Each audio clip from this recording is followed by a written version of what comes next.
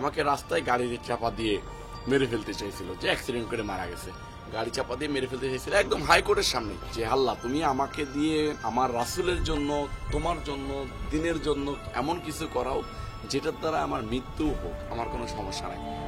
দেশের বর্তমান রাজনীতি, অতীত বর্তমানের হিসেব নিকেশ, কিন্তু এত কিছুর মধ্যে যুবদল নেতা নয়নের ইতিহাস জানেন কি?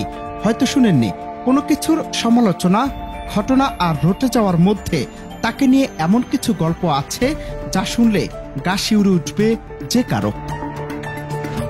শেখ হাসিনা সরকারের প্রশাসনিক রাজত্বে তৎকালীন সময়ে রমনা জোনের ডিসি ছিলেন মারুফ এবং এসি ছিলেন শিবলী নোমান। কোনো কিছু বুঝে ওঠার আগেই গ্রেফতার করা হতো রবিউল ইসলাম নয়নকে। থানায় নিয়ে করা হতো পাশবিক নির্যাতন, যার বর্ণনাও যেন এক বিভীষিকাময় গল্প। যেমন আমাকে হাইকোর্ট থেকে ধরে নিয়ে যাওয়ার পরপরই আমাকে রাস্তায় গাড়ির চাপা দিয়ে মেরে ফেলতে চাইছিল, যে অ্যাক্সিডেন্ট করে মারা গেছে, গাড়ি চাপা দিয়ে মেরে ফেলতে চাইছিল একদম হাইকোর্টের সামনে। দেশটা কি একটা অবস্থার ভিতরে ছিল, হাইকোর্টের সামনে। আপনারা দেখবেন যে আমার পায়ে ওই সময় ক্ষত, আমি ক্ষত নিয়ে কোর্টে উঠতেছি। ওরা আমাকে কলাবাগান থানায় ফুটবল খেলছে, OC, sub inspector, AC, ADC, DC, বিএমপিতে ডিসি বলে, এরা আমাকে এরকম একটা হল রুমে নিয়ে ফুটবল খেলতো। আর মনে করেন আপনার যে স্ট্যাম্পের মতো পুলিশের একটা আঠি আছে, গজারি বলে, ওইটাকে দিয়ে আপনার এই পাশে বাড়ি মারতো, আমি সাইডে যেতাম, আর একজন বাড়ি মারতো, সাইডে যেতাম, আর একজন বাড়ি মারতো। মানে এই জন্য একটা বক্সিং খেলার যে বস্তুটা থাকে, যেটাকে বক্সিং মানে মানুষ বক্সিং শিখে, আমার কাছে মনে হয়েছে যে ওরা আমাকে নিয়ে এরকম প্র্যাকটিস করছে।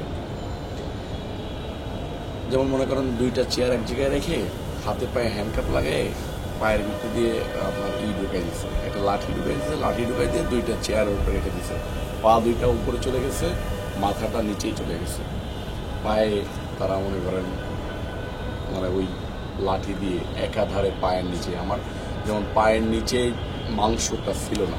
তার ভাষ্যমতে তৎকালীন সরকারের সময় প্রশাসন এবং আওয়ামী লীগ নেতাকর্মীদের আতঙ্ক হিসেবে তাকে ধরা হতো এবং টার্গেট এমন যে কোনোভাবেই মেরে ফেলতে হবে তাকে। বিভীষিকাময় এই অধ্যায়ের গল্প একান্ত আলাপে বলতে গিয়ে নয়ন জানান, বেশ কিছু বিষয় বিবেচনায় বর্তমানেও ভালো নেই তিনি। সেক্ষেত্রে আমার রুমের কোন একজন লোকরে মোবাইল দিয়ে আমাকে শারীরিকভাবে টর্চার করা হয়েছে, একইভাবে রিমান্ডের মতো।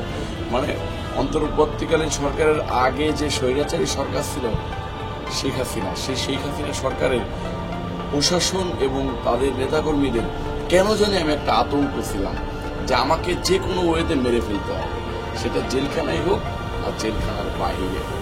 সেরকম একটা জীবন পার হয়ে আসছি। এখন যে তেমন ভালো আছে ঠিক এরকমের না বিষয়টা। অন্তর্বর্তীকালীন সরকারের আসার পরে একটা বছর দেশে কোনো আইন শৃঙ্খলা নেই। আইন শৃঙ্খলার এতটাই অবনতি যে চিন্তার অতীত। সেক্ষেত্রে বিভিন্ন রকমের চিন্তায়, রাহাজানি, ডাকাতি, চাঁদাবাজি, সন্ত্রাসী, খুন, ধর্ষণ প্রচন্ড পরিমাণে বেড়ে গেছে। এ সময় একান্ত আলাপে অভ্যুত্থানের মধ্য দিয়ে গড়ে ওঠা জাতীয় নাগরিক পার্টি এনসিপি এবং বাংলাদেশ জামায়াত ইসলামের রাজনীতি নিয়েও কথা বলেন ঢাকা মহানগর দক্ষিণ যুবদলের সদস্য সচিব রবিউল ইসলাম নয়ন। অন্তর্বর্তীকালীন সরকারের কাছে এনসিপি ব্যাপারটা এমন একটা ব্যাপার যে হাসিনার কাছে ছাত্রলীগ, যুবলীগ যত অন্যায় করুক না কেন, সেটা হাসিনা তাদেরকে মাথায়, হাসিনার কাছে যত লোকই বিচার দিক না কেন, হাসিনা যুবলীগ ছাত্রলীগকে ডেকে নিয়ে মাথায় হাত বুলিয়ে দিয়ে বলতো সাবাস বাবা, বাঘের বাচ্চা। ঠিক আছে, ছাত্রলীগ যুবলীগ যত ধর্ষণ করুক আর মার্ডার করুক আর খুন করুক আর চাঁদাবাজি করুক আর যাই করুক না কেন, এনসিপির ব্যাপারটা হয়ে গেছে অন্তর্বর্তীকালীন সরকারের কাছে এরকমেরই একটা ব্যাপার যে তার আদরের সন্তান, অন্তর্বর্তীকালীন সরকারের আদরের সন্তান এনসিপি যত অন্যায় করুক না কেন, অন্তর্বর্তীকালীন সরকার ডেকে নিয়ে মাথায় হাত বুলিয়ে দিয়ে বলে যে সাবাস বাবা, বাঘের বাচ্চা। ঠিক আছে, আপনার বাড়ির রাখালকে আপনি যদি বাড়ি থেকে একবার বের করে দেন, পরবর্তীতে সেই রাখালকে, মানে দুশ্চরিত্রবান রাখালকে আর পরবর্তীতে বাড়িতে নেবেন কিনা সেটা একটা ব্যাপার। তো এই যে আপনি যে দলটার কথা বললেন, এই দলটা বাংলাদেশে প্রতিটা মানুষের কাছে একটা ঘৃণিত নাম।